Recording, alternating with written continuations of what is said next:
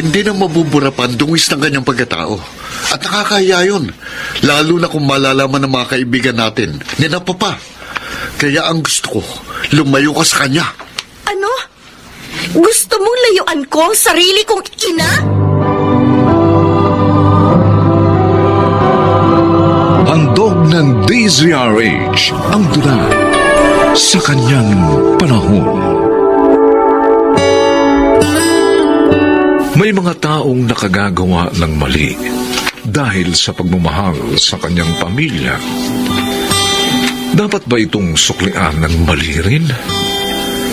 Mga kaibigan, pakinggan natin ang naging karanasan ni Benny sa ating dulang sa kanyang panahon. Kumain pa ho kayo, Nay. Busog na ako, anak. Kayo po, Lolo Piping. Nako po, hirap na nga akong gumalaw sa kabusugan eh.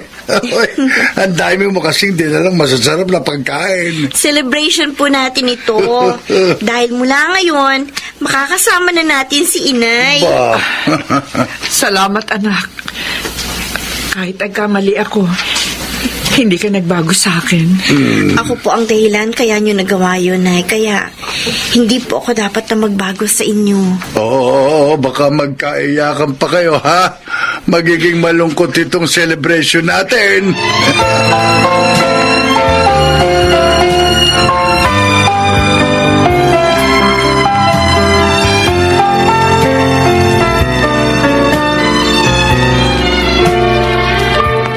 Talaga? Nasa lolo mo na si Aling Belen? Oo, Sandra. Kaya nga ang saya ko. Pagkalipas ng ilang taon, makakasama ko na uli si Inay. Ay, salamat naman. At tapos na rin yung paghihirap ni Aling Belen. Oo nga eh. Alam mo ngayon narito na siya. Gagawin ko ang lahat para mapasaya si Inay. Teka, alam na ba ni Darren yan? Ha? Hindi pa nga eh. Ibig mo sabihin, hindi mo pa rin pinagtatapat sa kanya ang totoo? Gusto ko sana sabihin sa kanya lahat bago kami pakasal. Pero pinigilan ako ni Inay. Huwag na lang daw. Dahil baka magka-problema lang. Kaya hanggang ngayon, hindi ko pa rin nasasabi kay Darren ang tungkol kay Inay. Dapat sabihin mo na sa kanya, bago pa niya malaman sa ibang tao. Para mas maipaliwanag mo sa kanya ang panig ninyo.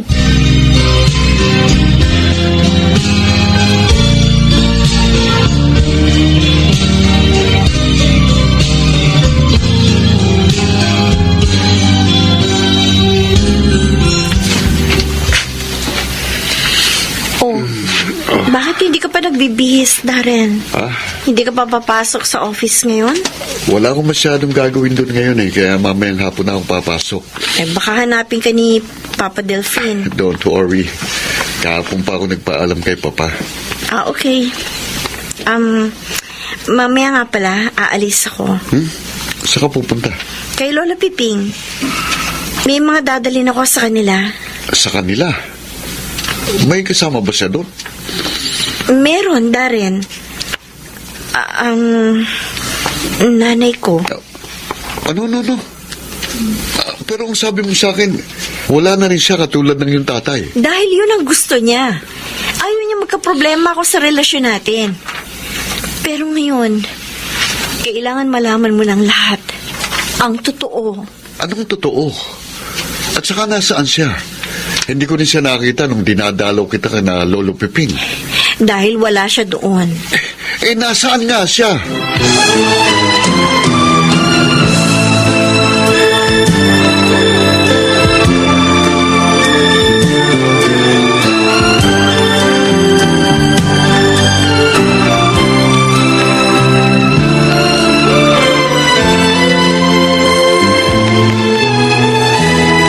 Ano? Oh, Diyos ko. Kung nalaman ko lang na gano'n ang pagkatao ni Minnie, hindi ako pumayag na makatuluyan mo siya. Daddy, mabait naman po si Minnie. Oo nga, pero ang kanyang ina. Darren, hindi ko gusto magkaroon ng balaing dating bilanggo. Nadismaya nga rin ho ako nang malaman ko yun. At ngayong malaya ng babaeng yon, ano na? Sa inyo sa titira?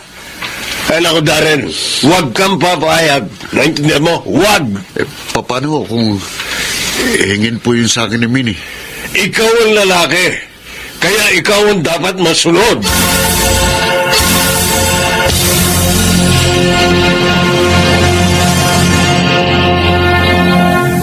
Halos araw-araw na lang narito ka, anak. Ayaw niyo ba nun, Inay? Lagi tayo nagkakasama. Eh, siyempre gusto. Kaya lang baka namang napapabayaan mo na ang tungkulin mo kay Darren. Hindi po. Apo, naipagtapat mo na ba kay Darren ang tungkol sa iyong ina? Opo, Lola Piping. Sabi, bakit sinabi mo pa, anak? Nay, kailangan na po niya malaman ng katotohanan para hindi na siya magtaka sa madalas kong pagpunta rito. May anong sabi ng asawa mo? Hindi naman po siya nagalit sa akin. Pero ramdam ko na nadismaya siya. Yun. Ay, ito na nga ba inaalala ko? Nagiging problema mo na ako ngayon. Hindi po, Nay. Utang ko nga po sa inyong tagumpay ko. Kaya wag niyong isipin problema ko po kayo.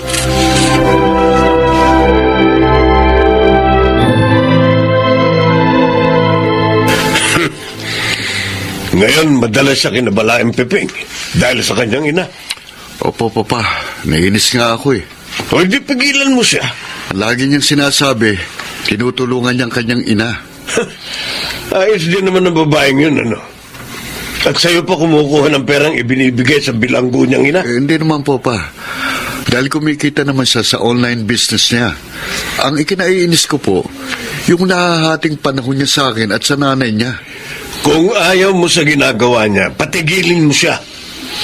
Marami namang paraan para maibigay niya ang kanyang tulong sa kanyang ina. Kung hindi po siya makinig. Hiwalayan mo! Papa, Mas ikatutuwa ako kung gagawin mo yon. Hindi na ako mag-aalalang baka mapintasan tayo ng mga kaibigan natin dahil sa kanyang ina.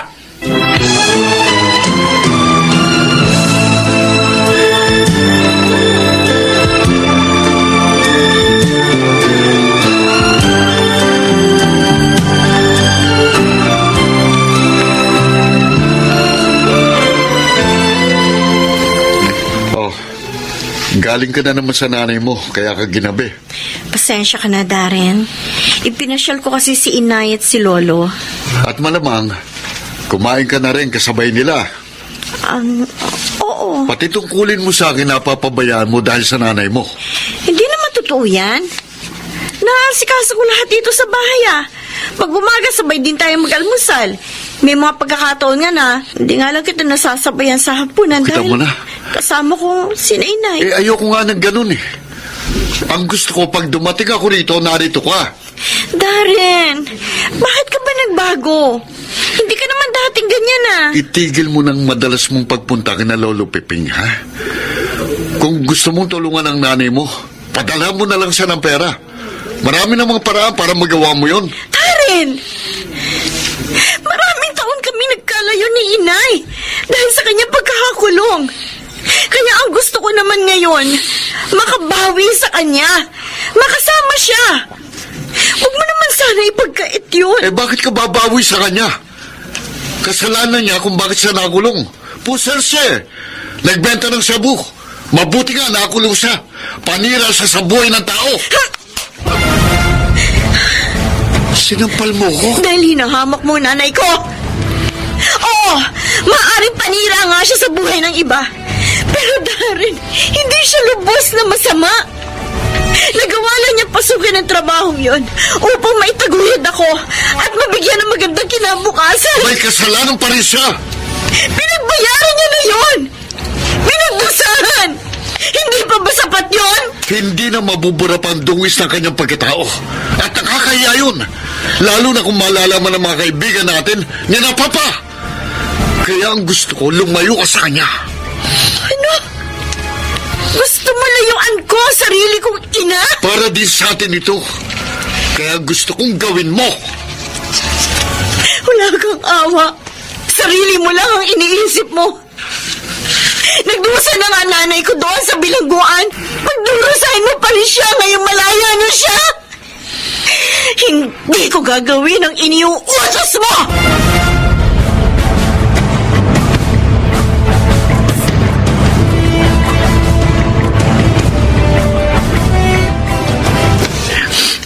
Pasensya ka na sana, anak. Dahil sa akin, nagkahiwalay kayo ng asawa mo. Wala kayong kasalanan, inay. Si Darren ang may kasalanan. Dahil makitid ang isip niya. Sana hindi na lang ako lumaya. Nay, Dahil ayoko naghihirap ang kalooban mo, anak. Mahal na mahal kita. mahal na mahal ko rin kayo, Nay. At hindi ko po kayo may pagpapalit sa kahit sino lalaki. Anak ko. Makakaya ko ito, Inay. Makakaya ko ito.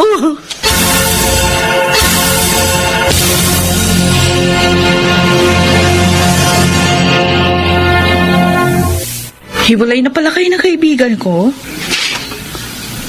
Kasalanan niya. Huh? Oo. Mas pinili niyang walang kwenta niyang ina kaysa sa akin. My God, Darren.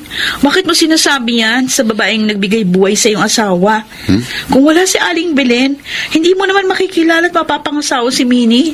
Sandra, Alam mo, para sa akin, ang pagkakamali lang ng kaibigan ko ay yung hindi niya agad sinabi sa iyo yung tungkol sa kanyang ina.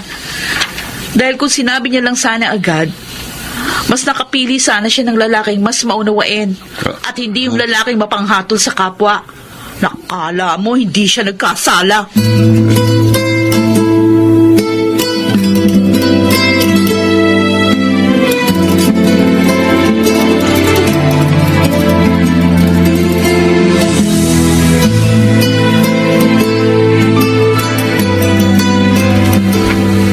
Bakit ka narito?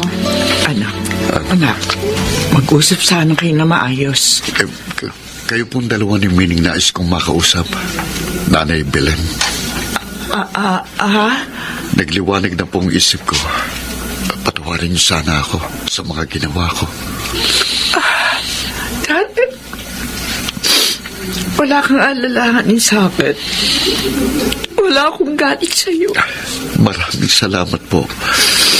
Minnie, maaari bang magsimula tayong muli? Masaya ako sa mga sinabi mo, Darren.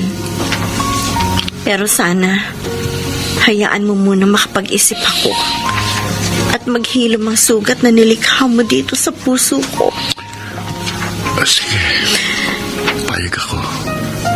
Kapag wala nang sakit nito, ako mismo ang magsasabing, magsimula na tayo.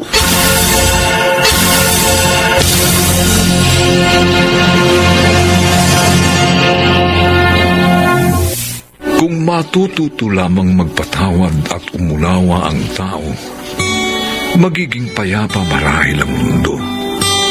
Mababawasan ang gulo at wasak na tahanan. Sa kanyang panahon.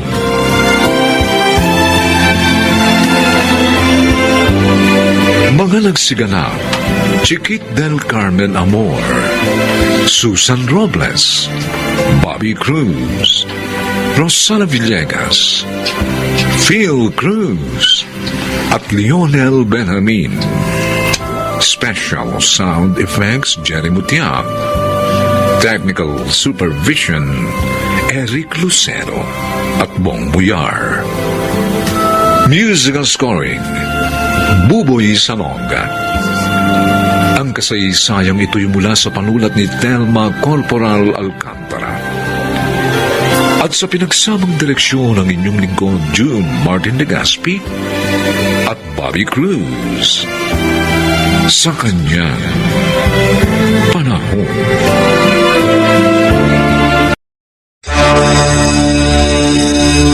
Sa lahat ng ayaw ko, ayong sususian ng bibig ko at lolokohin ko ang taong bayan. Hindi baling maliit lang ang kita ko. Basta malaya ako nakakapagpahayag at hindi ko niloloko ang mga tagapakinig. Alalahanin mo, Mirna. May sakit ka. at kailangan mo ng malaking halaga para makapagpagamot. Ibibigay ko yun. Pumayag ka lang sa gusto ko.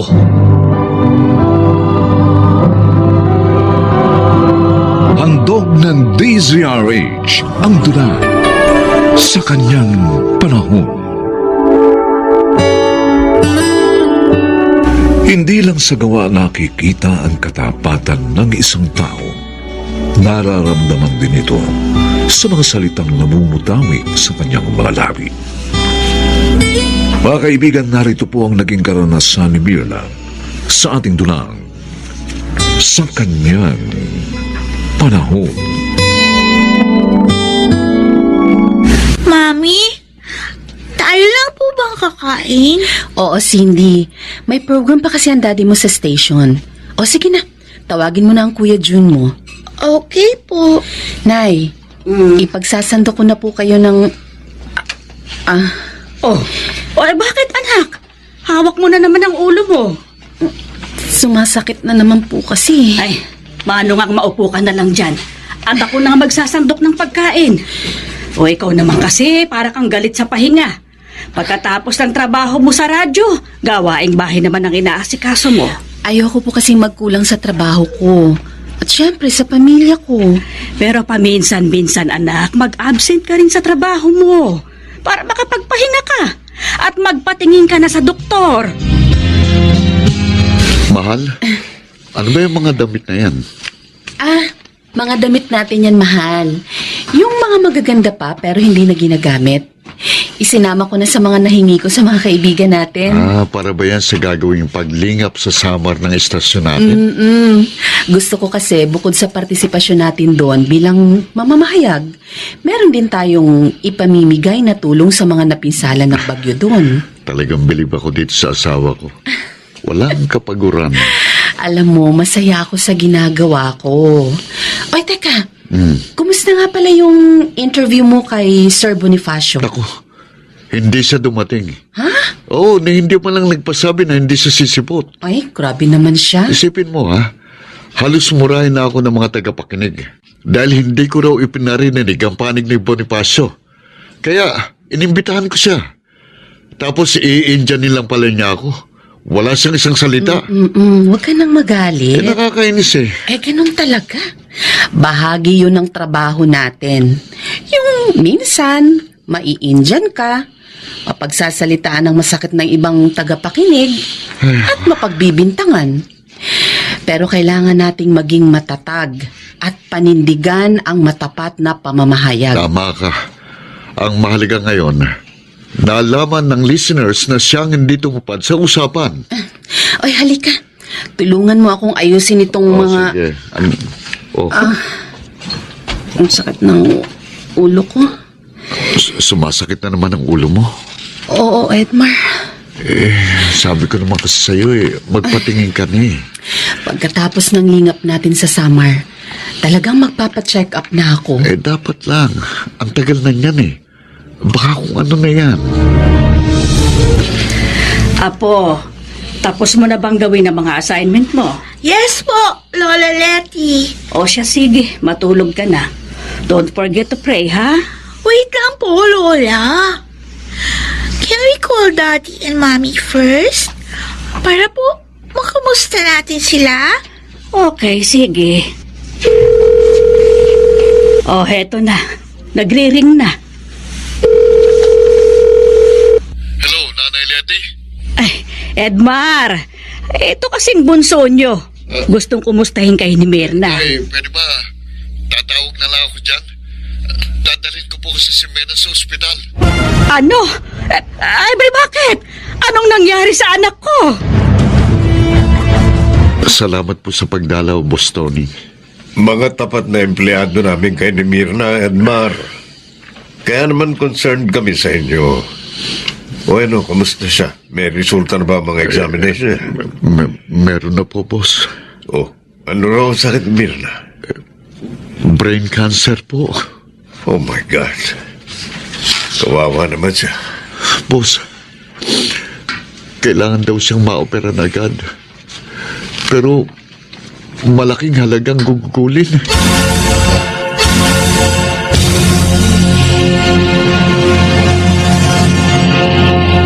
Good morning, boss. Ah, Mirna. Ba't narito ka? Okay ka na ba? Kaya na raw niya, boss eh. Kaya isinama ko na lang siya sa pagpasok ko. Baka sa akin pa magalit eh. Kaya ko naman talaga eh. Lalo lang ako manghihina kung naroon lang ako sa bahay. Iniinom ko naman ng mga gamot ko. Kaya lang, baka naman makasama sa'yo ang mapagod. Hindi po, boss. Don't worry. Mag-iingat ako. At saka, may tungkulin ako sa mga tagapakinig natin. Kung sa bagay, ang dami lang ang listener ang naghahanap sa'yo. Tawag sila ng tawag dito. See? Kaya hayaan niyo na ako magprograma. May nag-text sa akin. Sandali lang, boss. Sasagutin ko lang ito. Oh. Ano, boss? Payag na ba kayo?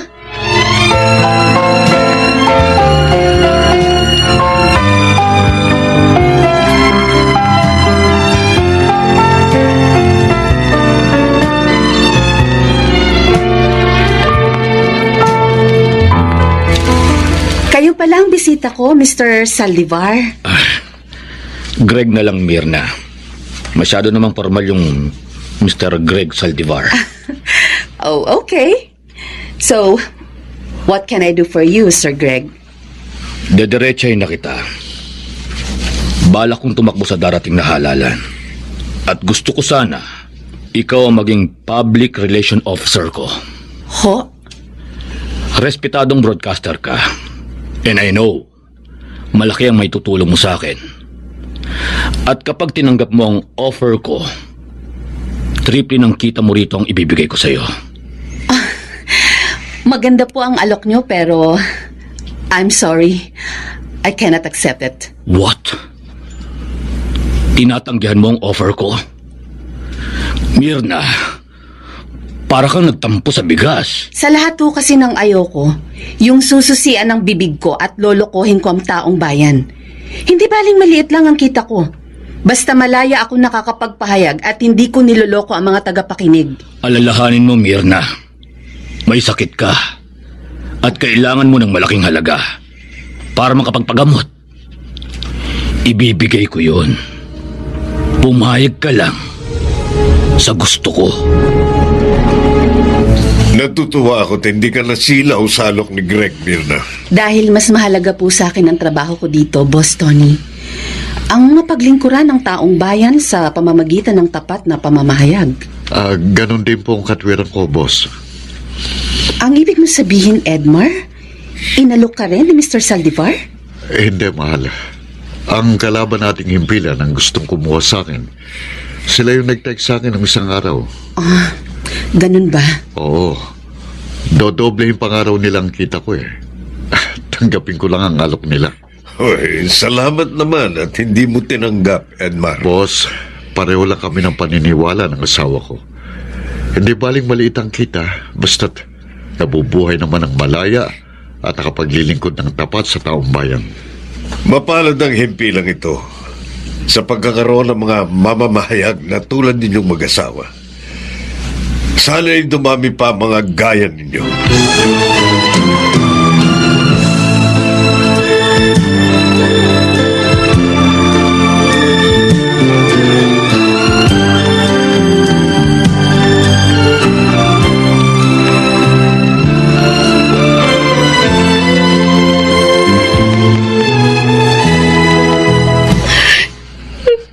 Oh, Nay.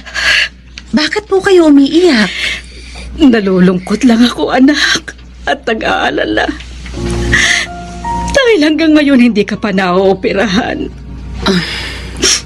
Kung tinanggap mo sana ang alok sa'yo ni Mr. Saldivar, malamang naoperahan ka na. Nay, wag niyo pong panghinayangan yun.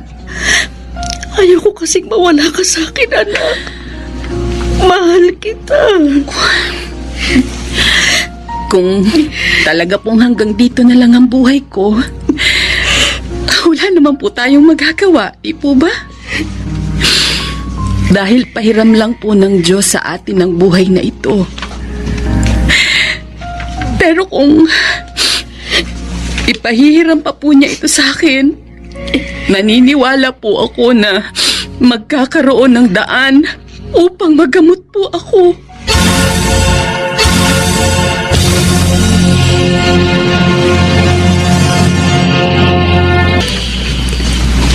Boss Tony, tawag niyo raw po kami. Oo, Edmar. Mirna, dahil may magandang balita ako sa inyo. Magandang balita ho? Ano po yun, boss? Nakita ng pamunuan ng himpilan ang katapatan ninyong mag-asawa sa inyong trabaho. Lalo ka na, Mirna. Pagka-graduate mo pa lang ng college, dito ka na agad napunta. At kahit may mga alok na dumating sa iyo, mas pinahalagahan mo ang trabaho mo rito.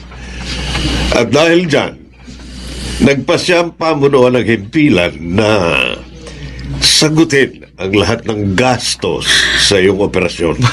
Diyos ko. Totoo po ba, Boss Tony? Totoo, Mirna. At yun ay hindi utang, ha? Gantimpala yun ang ating himpilan sa inyong matapat na paglilingkod. Mirna, handa na lahat ng gamit na kakailangan mo sa pagpasok mo sa ospital bukas. Salamat, Edmar. Natatakot po ako, Mami. Cindy, Aalala. huwag kang matakot. Ang gawin nyo, ipag-pray nyo ako, ha? Para pagilingin agad ako ng Diyos. Tama ang mami mo, anak. Sama-sama natin siyang ipagpe-pray. At naniniwala ako, magtatagumpay ang operasyon na yon. Ako man, Edmar, nararamdaman ko, muli ko kayong makakasama. At kapag magaling na ako, lalo kong pagtatapatan ang paglilingkod sa taong bayan sa pamamagitan ng tapat na pamamahayag.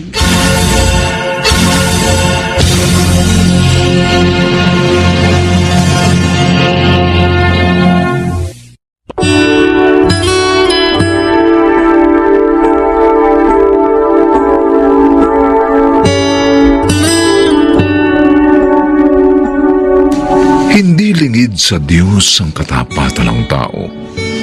Magkaroon man ng karamdaman ito, ay Kanya pa ring ibabangon at gagantimpalaan sa Kanyang panahon. Bakit mo ko sinampan? Para matauhan ka. Hindi mo dapat isisi sa akin ang kahinaan mo, ang karupukan mo. Para sabihin ko sa'yo, kahit maulit pa ang pangyayaring ito, hindi ko ipagpapalit ang nanay ko. Umalis ka na. Ayoko nang makita pang pagmumukha mo!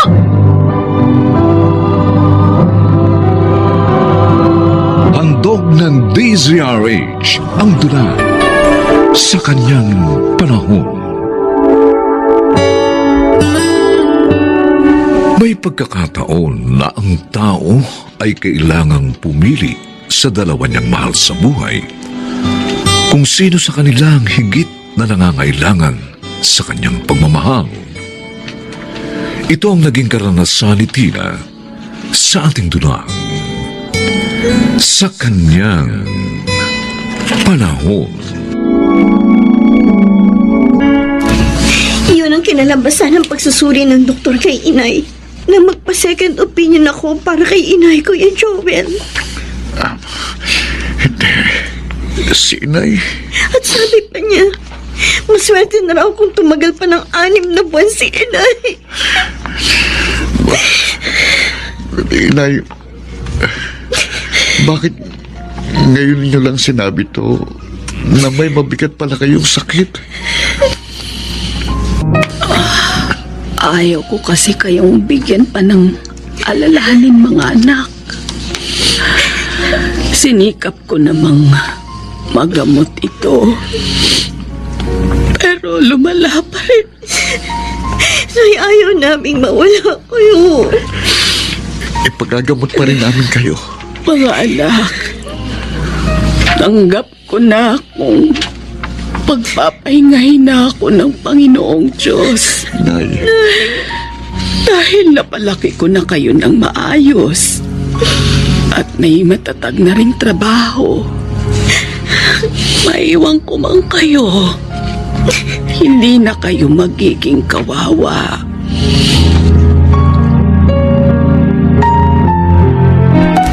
Pero bakit, Tina?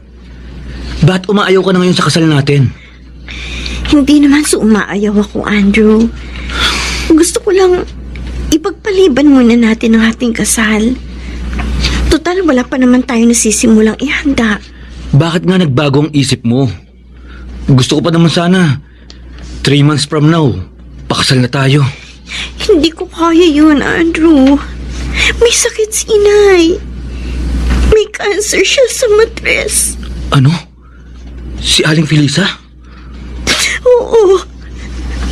At ang sabi ng doktor, maswerte na kung abutin pa siya ng 6 na buwan. Andrew, gusto ko sana iukol ko muna sa kanya ang aking panahon at pagmamahal. Pagsilbihan siya sa mga natitira pa niyang panahon dito sa mundo. Paano naman ako? Tina, 3 years na tayo. At ganoon na rin ako katagal naghihintay sa'yo. Andrew, hindi ba maaaring maghintay ka pa ng konting panahon? Unawain mo naman ako sana. Gusto ko mapaligaya si inay. Kahit sa mga huling panahon na lamang niya. Sige, pagbibigyan kita. Pero sana, pagbigyan mo rin ako. At unawain mo ang sasabihin ko.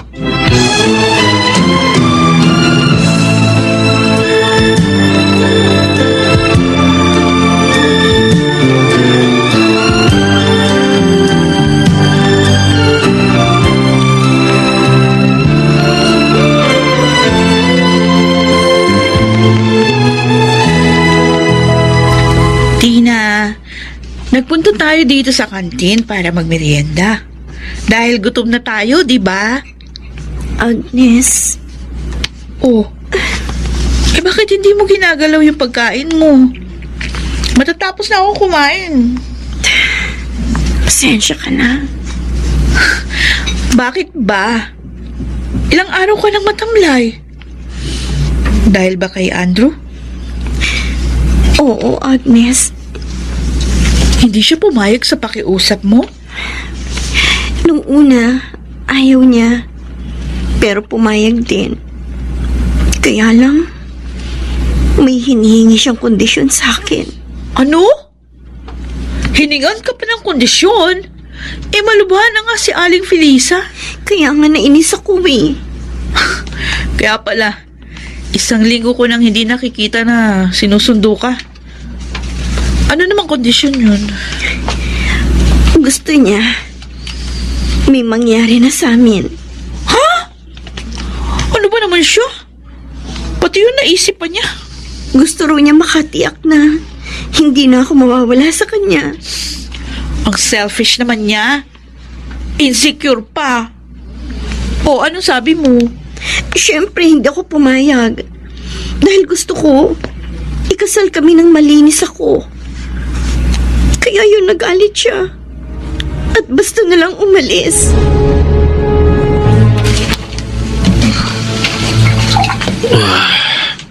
Sige, Bert.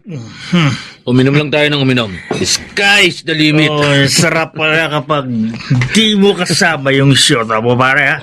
Ay, para tayong laging piyesta sa pag-iinuman. Balita ko sa kanya eh. Kaya pinababayaan ko na siya. Biruin mo ha. Pumayag na nga akong iurong yung petsa ng kasal namin. Hindi pa niya ako pinagbigyan sa gusto ko. Uy, ko naman kasi, pre. Marami nang patay na patay sa'yo, kung bakit yung pang may pagkamanang yung pinili mo. Sa totoo lang, para tuloy gusto kong pagsisihan na naghintay ako sa kanya ng 3 taon. Galit ka. Galit ka nga. May paraan naman, pare. Para makalimutan mo yung galit mo. Paraan? Oo. Ano yun, Bert? Puntahan mo si Rhoda. Sobrang dead yun sa'yo eh. At pinuntahan mo siya. Siguro pare, makakalimot ka. Dahil dadalhin ka niya sa langit.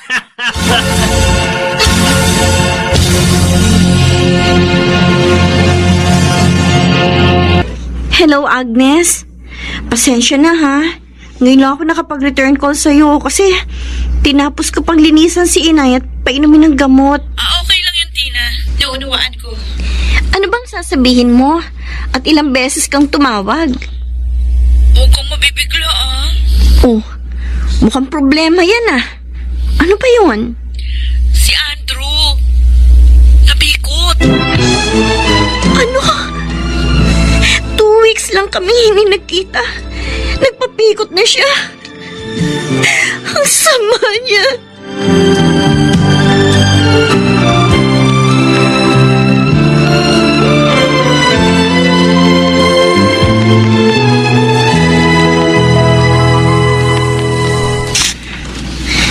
Bakit naparito ka pa?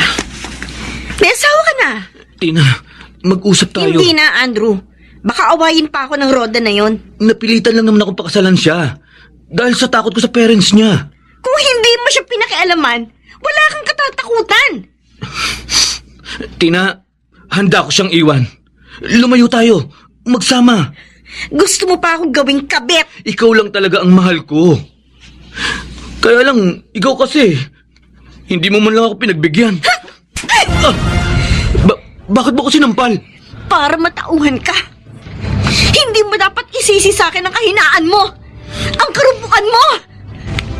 Para sabihin ko sa'yo, kahit maulit pang pangyayaring ito, hindi ko ipagpapalit ang nanay ko. Umalis ka na. Ayoko nang makita pang pagmumukha mo.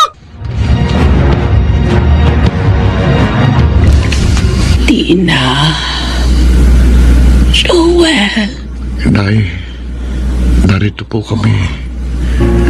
Mga anak. Pasensya na kayo, ha? Dahil sa akin, nahihirapan kayo. Huwag po kayong humingi ng pasensya, Inay. Mahal po namin kayo. At handa kaming alagaan kayo. Totoo pong sinabi ni Tina. Mapalad ako. Dahil binayayaan ako ng Diyos ng mga mabubuting anak na katulad ninyo.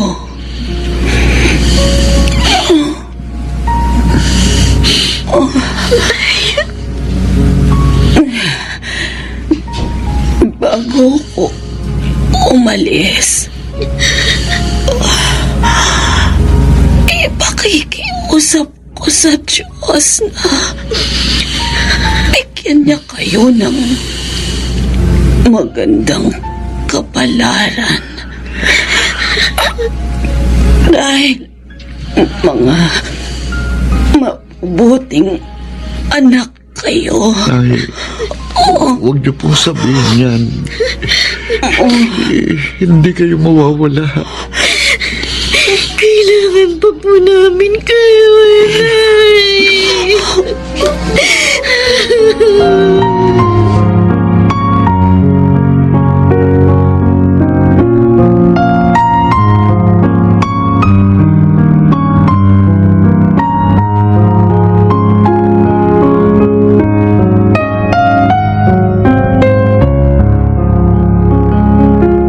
Anong masamang hangin ang nagdala sa'yo rito? Agnes, gusto sana kitang makausap. Alam ko. Kaya nga pinuntahan mo ko, di ba? Please naman, huwag ka nang mainis. Ay, ano bang kailangan mo? Gusto ko lang sana magpatulong sa'yo para makausap ko ulit si Tina. Agnes, gusto ko lang na magkaunawaan kami. Dahil kami naman talaga nagmamahalan eh. Patay na si Aling Felisa. Ano? At nakaburol sa kanila. Kaya kailangan ngayon ng kaibigan ko pagdamay. At hindi yung selfish mong pag-ibig. Pwede ba umalis ka na? Nakakaabala ka sa akin.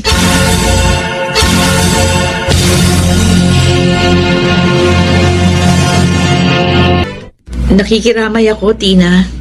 Joel. Salamat, Agnes. Salamat sa'yo. Kasama ko si Inay at Itay. Kausap lang nila yung iba niyong kamag-anak. Kahit matagal na rin naming alam na mangyayari ito sa nanay, nasasaktan pa rin kami. Ang hirap pa rin tanggapin. Iniwan niya na kami ni Kuya Joel. Lagi naming naaalala ang mga pag-aasikaso niya sa amin. Kahit na iniwan na kayo ni Aling Felisa, naniniwala ako na lumisan siyang maligaya. Dahil nadama niya ang inyong pagmamahal hanggang sa huling sandali niya. Tina, ayokong maglihim sa'yo. Kaya, sasabihin ko sa'yo yung nangyari kagabi. Bakit? Ano yun? Nagpunta si Ando sa bahay. Nagpapatulong na makausap ka. Ang tigas naman ang mukha ng lalaking yun. Huwag siya magkakamaling magpunta dito, dahil tatamaan na siya sa akin. At saka sinabi ko na naman noon pa sa kanya. Ayoko na siya makita. Limot ko na siya. Wala na siyang puwang dito sa puso ko. Kaya nga, pinalayas ko na nga rin siya sa amin kagabi.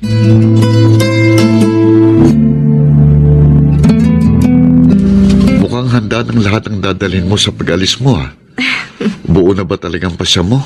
Oo naman, kuya. Excited na nga ako eh. Imagine, makakapag-abroad na ako. Kikita pa ako ng malaki. 2 years tayong hindi magkikita.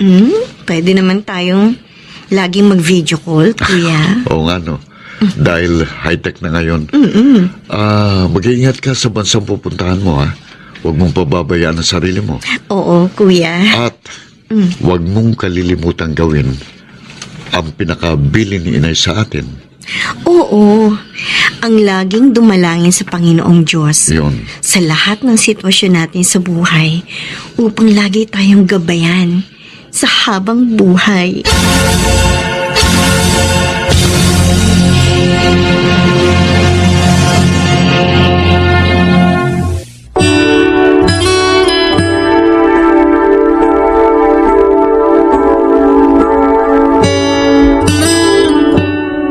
Ang mabuting anak maiwan man ang magulang ay nananatiling matatag pagkat siya'y tutulungan at pagpapalain ng Panginoong Diyos sa kanyang panahon.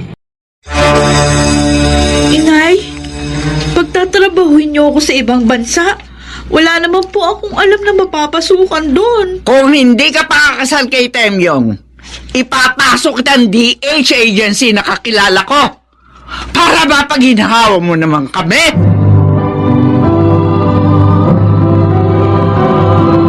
Handog ng DZRH ang tula sa kanyang panahon. May pagkakataon na ang hindi pagtanggap ng tao sa kanyang mapait na nakaraan ay nagbubunga ng kapahamakan sa kanya at maging sa mahal niya sa buhay. Mga kaibigan, ito ang naganap sa buhay ni Nilda sa ating dulang sa kanyang panahon.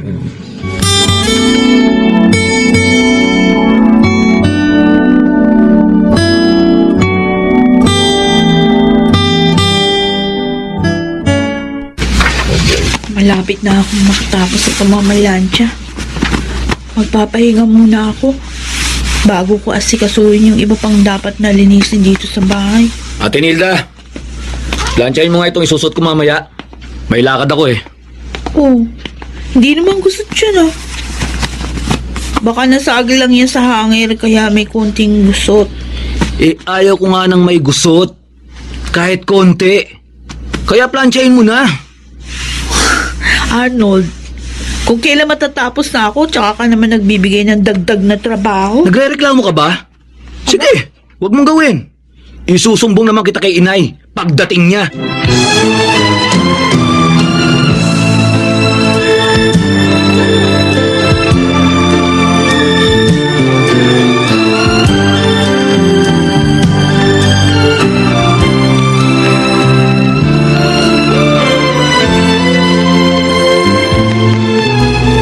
Ano?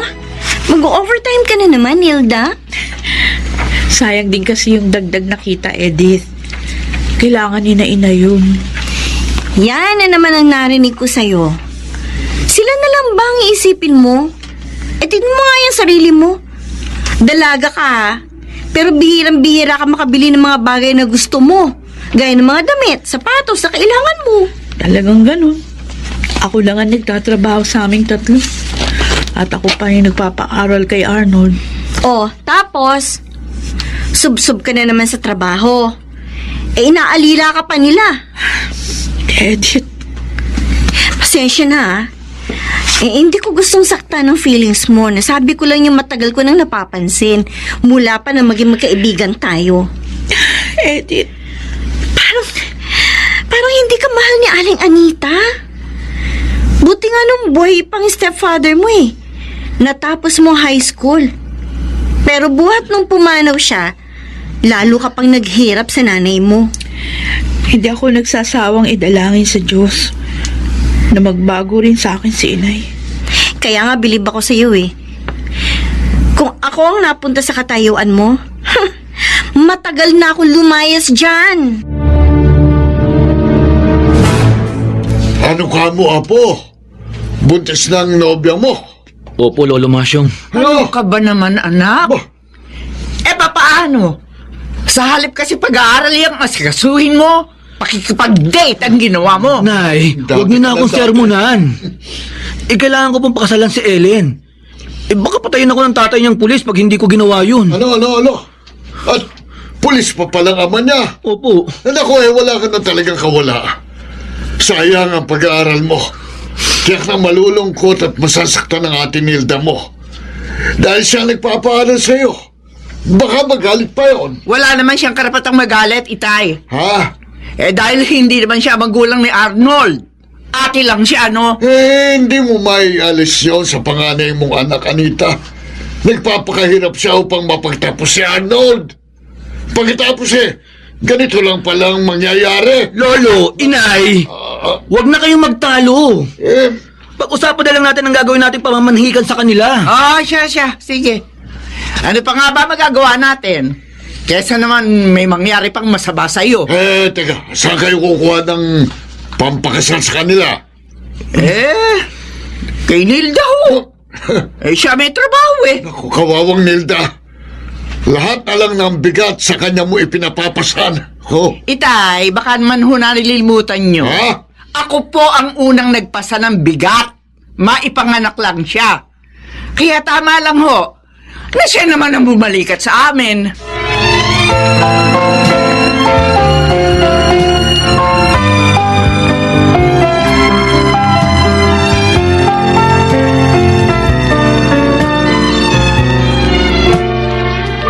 Bakit, Nilda? Hindi mo ba nagustuhan ng regalo kong damit na maganda? Ay, okay naman ang maganda. Mahal pa nga ang bili ko dyan. Ang totoo po, Mang Tem, yung maganda nga yung regalo nyo. Pero, nakakahiya po eh. Dahil, ilang beses na kayo nag-aaksaya ng pera para ibili pa ako ng mga regalo. Ayos lang yun, Nilda. Alam mo naman ang dahilan kaya ako ito ginagawa, di ba? Opo. Kaso, talagang wala pa sa isip ko yung pag-ibig. Isa pa, para ko na kayong tatay. Sa pag-ibig, hindi mahalaga ang agwat ng edad. At saka, kahit medyo may edad na ako, uy, tingnan mo naman, guwapo pa rin naman ako. Ha? Pwede. Bakit ganyan ang mukha mo? Alam niyo, kung nagmamahalan ng dalawang tao, kaso, hindi ko naman kayo mahal. Kaya ako sana, kalimutan niyo na lang ako. Ibalin niyo na lang sa iba yung damdamin niyo.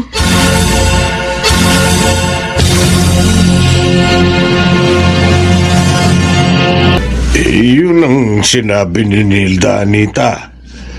Kaya nga sobrang nalungkot ako. Naku, Temyong, baka naman nabigla lang siya. Hindi. Yun talaga ang damdamin niya. Pasensya ka na sana ko, ha?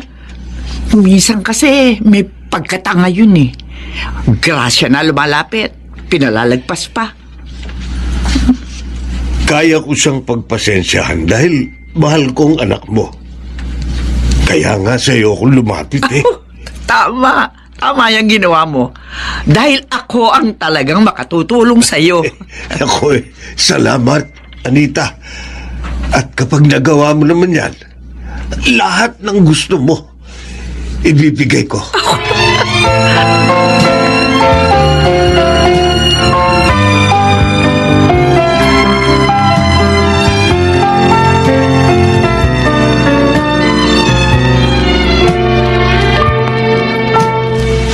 Ano pong sasabihin niyo sa akin, Nay? Maldita ko! Bakit niyo naman ako sinampal? Bakit mo binastos si Temyong? Ha? Bakit? Ay!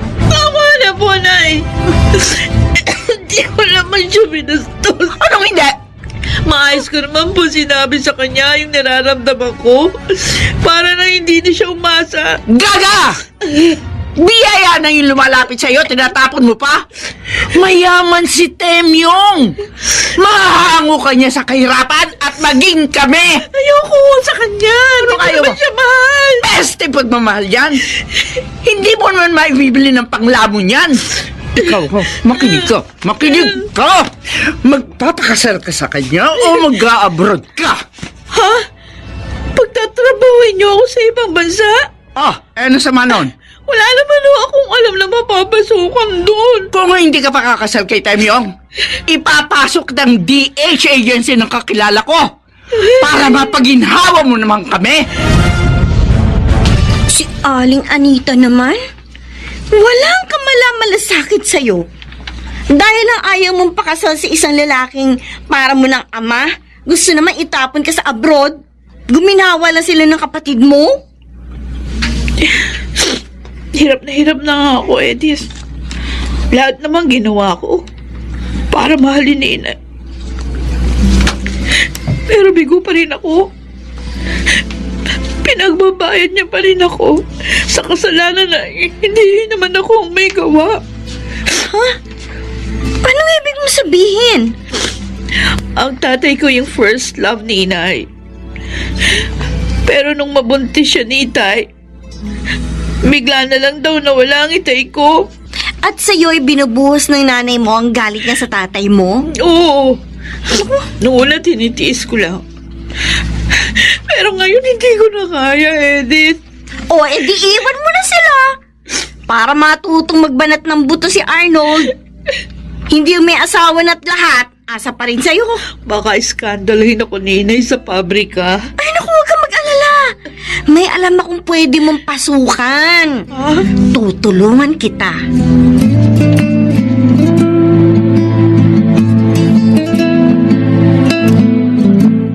Nako. 2 linggo na lumayas ang panganay mo.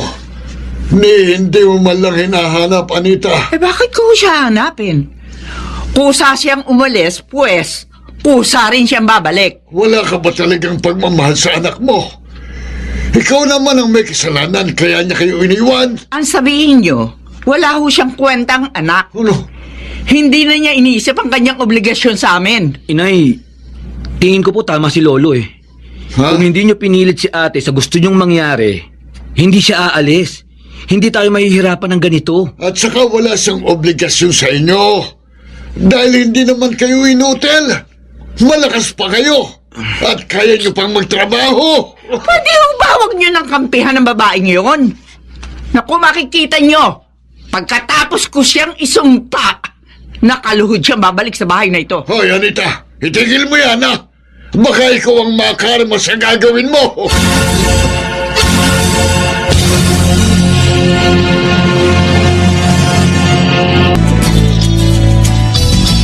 Wow, best friend. Ang ganda naman ng bahay niyo ni Briggs. Salamat. Ang baby ninyo ni Briggs nasan? Ay, nasa yaya niya, pinatutulog. Oy, kumusta naman ang negosyo ninyo ng asawa mo? Maayos naman. Ay, ang bilis talaga ng panahon, ano? 6 years na nakalilipas mula nang umalis ka sa atin. At sa pagsisikap, nakapagtayo ako ng karinderya. Hanggang maging maliit na restaurant ito at mapalago namin nung ikasal kami ni Briggs. Ang galing, ano? Oy, may balita ka ba kina inay? Ay, oo, syempre. Alam mo talaga nagpunta ako sa lugar ninyo. Kahit na nga matagal na rin kaming umalis doon. At nalaman ko na nasa ospital pa lang hipag mo. At si Ali Anita. Ha? Bakit? Nasisayan pala sa pangalawa mong pamangkin ng asawa ni Arnold. At si Ali Anita naman, kailangan daw operahan dahil may bukol sa matris.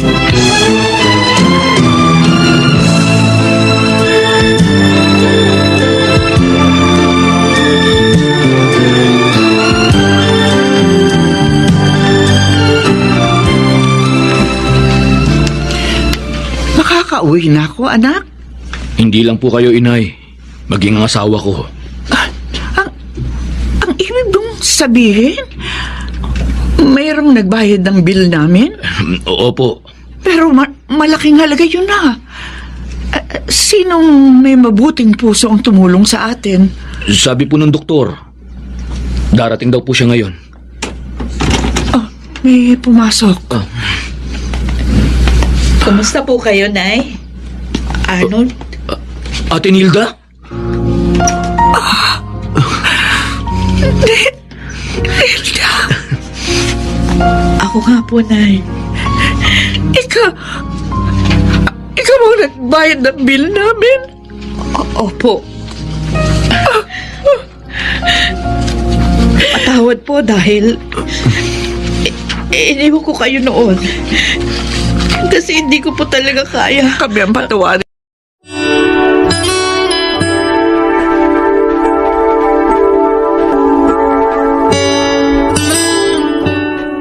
Hindi hahayaan ng Diyos sa pagdurusa ang may malinis na puso.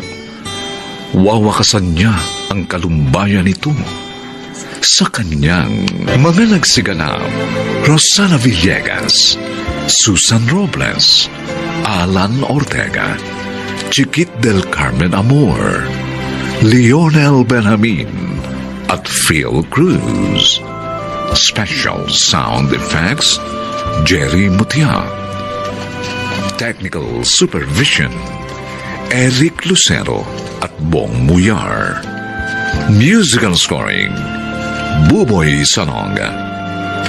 Ang kasaysayang ito ay mula sa panulat ni Telma Corporal Alcantara at sa pinagsamang direksyon ng inyong lingkod June Martin Legaspi at Bobby Cruz. Sa kanyang panahon.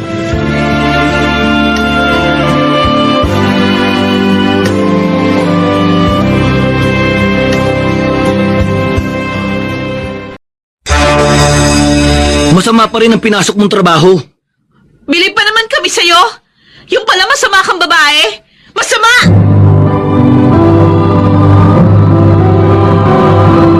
Handog ng DZRH ang dula sa kanyang panahon. May mga taong dahil sa pagmamahal sa pamilya ay nagagawang isakripisyo ang kanilang sarili. Ganito ang naging karanasan ni Olive sa ating dulang sa kanyang panahon.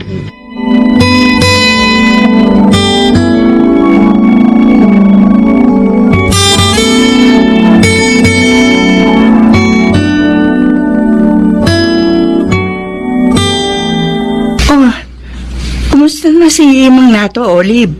Ligtas na siya sa paha ni Rachel. Salamat sa'yo. Bakit sa akin? Dahil ipinakilala mo sa akin si Nestor.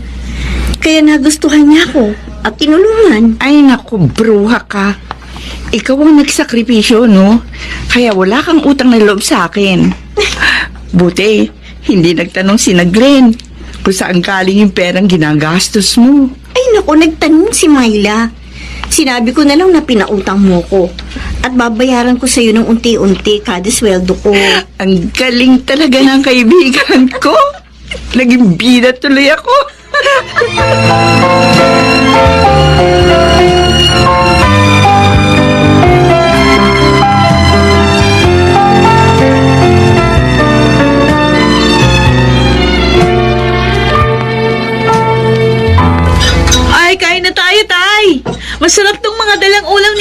Olive?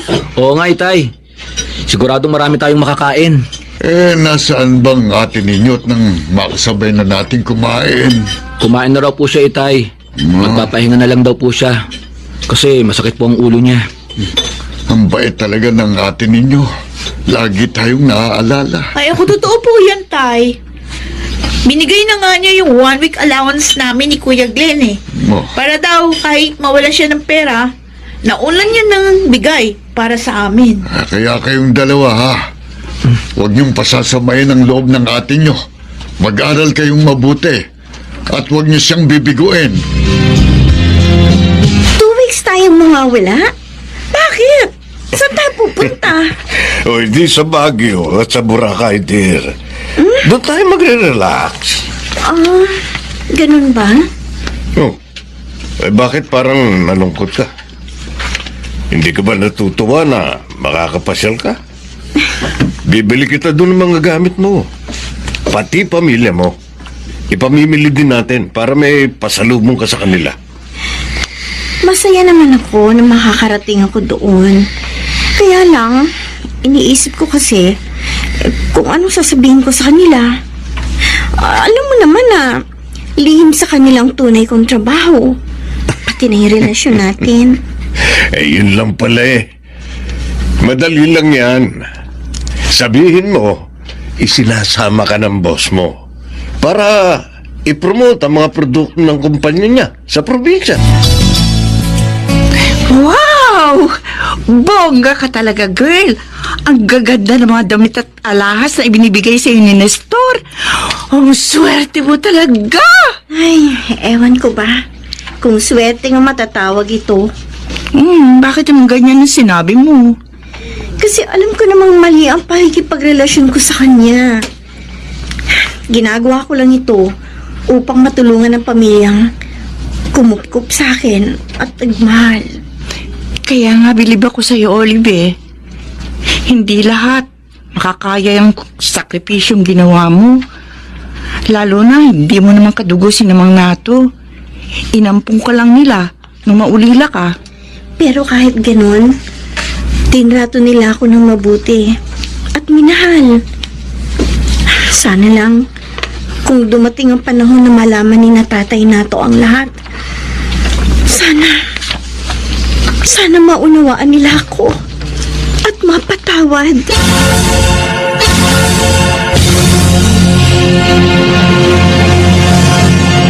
Siguro naman, Myla, hindi mo na ako kukulitin. Dahil sinamahan na kita sa paghanap ng materials para sa project ng grupo nyo. Ay, oo naman, Kuya Glenn. Kasi naman, yung mga kasama ko, hindi sila pwede ngayon. Ako yung naka-assign na bumili ng mga gagamitin namin. Kaya nga, kinulit kita na samahan ako. Nakakatamad kaya maghanap mag-isa. Dapat tinutularan mo ang sipag ni Ate Olive. Kahit nahihirapan, trabaho pa rin ang trabaho para sa ating lahat. Oo nga, Kuya. Kaya nga, nag-aaral ako ng gusto. Para naman may konsuelo si ate. Tama, para matuwa siya. Alam mo, Myla, naisip ko buti na lang kinupkup ni na itay at inay si Ate Olive nung namatay ang mga magulang niya. Nagkaroon tayo ng mabait at mapagmahal na ate. Ay, Oh. Sandali, Kuya. Ha? Tingnan mo yun, oh. Yung akbay ng matandang lalaki. Di ba si ate yun? Oo nga, no. Bakit ang sweet nila nung matandang yun? Tsaka, saan sila pupunta? Sundan kaya natin. Para masagot yung mga tanong natin.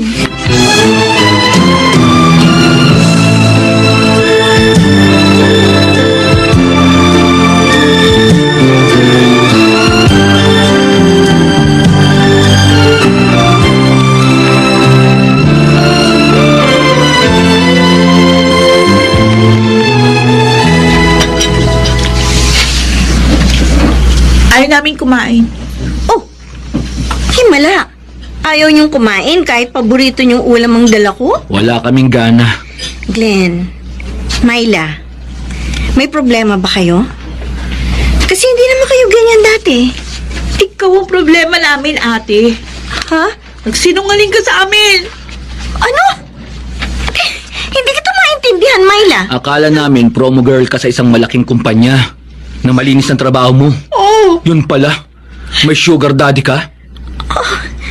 Glenn, nakita namin kayo sa mall, oh. Habang akbay ka ng lalaki na kasing edad na ni Itay. At sinundan namin kayo.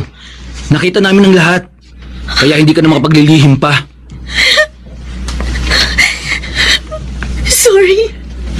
Sorry, Glenn. Myla. Paano mo siya nakilala? Sa bar? O ibinugaw ka ni Rachel? Siguro, inimpluwensyahan ka ng bar girl na yon. Hindi. Hindi totoo yan. Huwag kayong magalit sa kanya. Oo, tinulungan niya ako mapasok bilang escort girl. Pero ako ang nagdesisyon noon. Para maipagamot si Itay Nato. At gumaling siya. Masama pa rin ang pinasok mong trabaho. Bilib pa naman kami sa'yo? Yung pala, masama kang babae! Masama! Yung pala ang dahilan. Kaya ganyan na lang ang pag-iyak mo. Napakasakit, Nestor. Napakasakit ng mga sinabi nila sa akin. Uy, nabigla kasi sila. Pero pasasamba, maiintindihan ka rin nila. Pero ang gusto nila, umalis na ako doon. Ganun ba? O edi, umalis ka na muna doon. Ikukuha kita ng isang magandang apartment. Yung magiging komportable ka. Mabuti nga yun para makapagsama na tayo. Pero Nestor, may asawa ka. At kahit anong oras maaari siyang bumalik ng Pilipinas. Hindi niya malalaman ang relasyon natin. Kahit na ibahay pa kita. Ayoko. Lalo lang magagalit sa akin ang pamilya ko pag ginawa ko yun. O anong gagawin mo?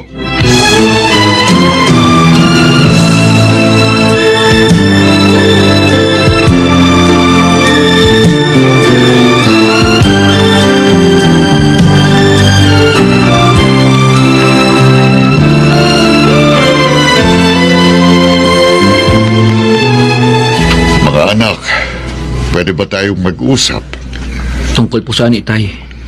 tungkol sa Ate Olive niyo? Galit kami sa kanya, Tay. Ang sama niya. Sinungaling siya. Pinapaniwala tayong malinis ang trabaho niya. Hindi naman pala. Gusto namin umalis na siya dito. Alam kong mali ang ginawa niya. Pero sana naman, huwag kayong maging ganyan kalupit sa kanya. Itay, kinakampihan niyo pa po siya. Hindi, Glenn. Kasasabi ko lang, mali ang ginawa niya. Ang gusto ko lang alalahanin niyo na nagawa niya yon dahil sa pagmamahal sa atin. Para maipagamot ako sa aking prostate cancer at upang makapag-aral kayo. Tay? Kung hindi niya ginawang sakripisyong yon, palagay niyo kaya, buhay pa ako mga anak. Kasi naman, Itay, Ang dapat nating gawin, tulungan siyang magbagong buhay. Ako, maaari naman ako magtrabaho. Magtitinda-tinda ako para kahit papaano'y kumita ako. At kayong dalawa, mag-working student kayo. Gusto niyo magtrabaho kami? Oo, tayong lahat. Para hindi na kailangan pang gumawa ng masama ng atin ninyo. Maitaguyod lamang tayo.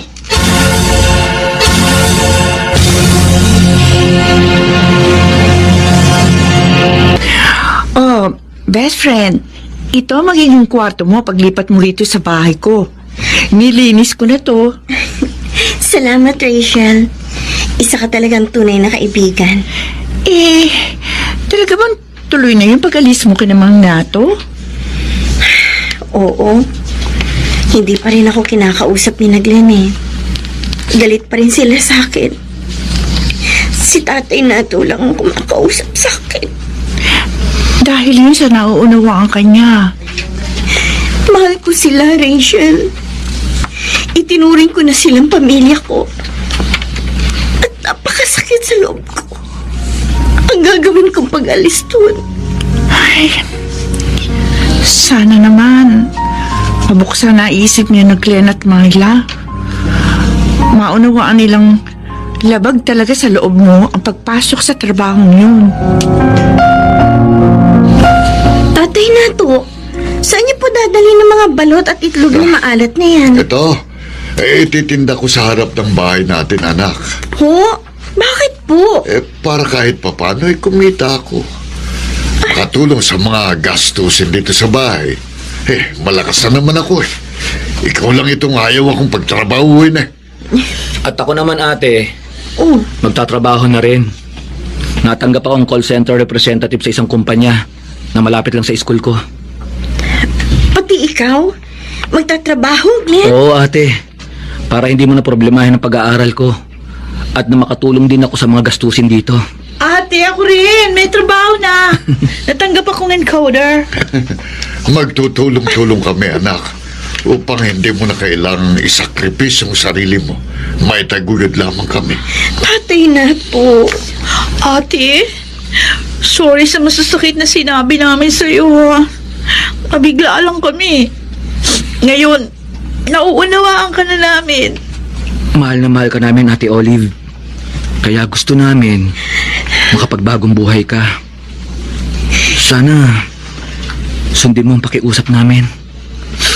Salamat sa Diyos. At hindi na kayo galit sa akin. At salamat din sa inyo lahat. Mahal na mahal ko rin kayo. Hayaan ninyo. Ngayon, sisimulan ko na ang pagbabagong buhay.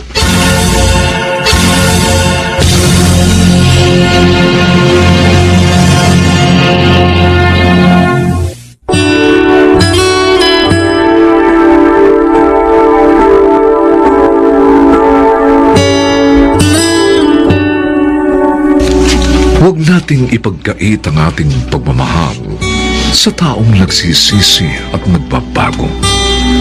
Pagkat kahit ang Panginoong Diyos, sila ay binibigyan ng pagkakataon, muling inaalalayan sa Kanyang